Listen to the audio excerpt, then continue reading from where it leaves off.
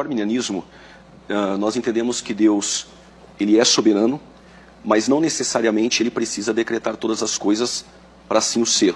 É claro que nós entendemos, isso é bíblico, que existem decretos de Deus. Deus decretou criar o universo.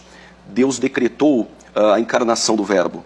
Deus decretou que Jesus vai voltar. Mas não necessariamente decretar todas as coisas, como por exemplo, Sproul, em Eleitos de Deus, página 22. Portanto, devemos concluir que Deus pré-ordenou o pecado. Institutas de Calvino, livro 1, capítulo de número 17, seção 5. Eu concedo mais, os ladrões e os homicidas e os demais malfeitores são instrumentos da divina providência, dos quais o próprio Senhor se utiliza para executar os juízos que ele mesmo determinou. Nego, no entanto, que daí se deva permitir-lhes qualquer excusa por seus maus feitos. John Piper vai dizer que a catástrofe que aconteceu nos Estados Unidos, em setembro, das Torres Gêmeas, foi Deus que decretou.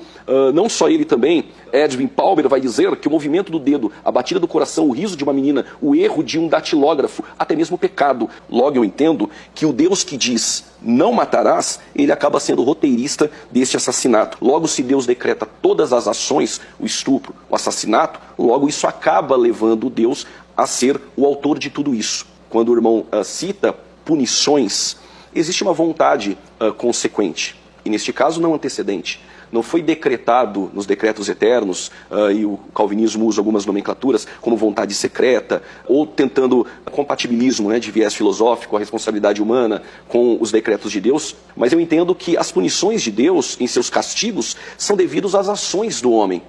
E essas ações do homem faz Deus ter uma reação. Só que o que me chama mais atenção é no versículo 8, que o texto vai dizer que Deus enviou o seu Filho para desfazer as obras do diabo. Logo, o Deus que decreta é o Deus que ele vem desfazer aquilo que ele decretou. E eu acredito que aí parece que o Deus retratado no calvinismo, com todo respeito ao pastor Messias, é um Deus incongruente e que não faz sentido, porque ele decreta, mas ele vem desfazer aquilo que ele decretou.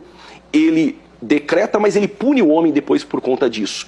E o Caim, quando chegar no juízo final, e aí abre-se o livro das obras, e eu não sei porque tem juízo final no calvinismo, porque se abrirá o livro das obras com o livro da vida, o livro das obras estão obras, mas obras que foram decretadas e serão julgados por ela. Então Caim poderia muito bem dizer a Deus o seguinte: olha, eu obedeci.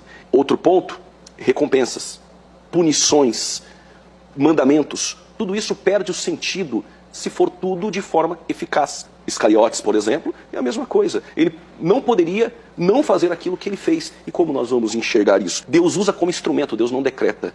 Se a fonte da presciência for a liberdade humana, o mau uso dela, a responsabilidade recai sobre o homem. Mas quando a base da presciência é os decretos e o determinismo de Deus, isso recai como Deus o culpado. Se tudo foi decretado por Deus, e o pastor deixou isso muito claro, Jeremias 19, 5. Parece que Deus ele é o incendiário e o bombeiro no calvinismo. Por que edificar os altos de Baal para queimarem os filhos no fogo? Se eu perguntasse, quando Manassés colocou seus filhos no vale de Inom, foi decreto? Eles iriam dizer, foi. Aí o texto diz, mas isso eu nunca lhes ordenei, nem falei, nem me veio ao pensamento. E até o Salmo 5,4, porque tu não és um Deus que tenha prazer na iniquidade.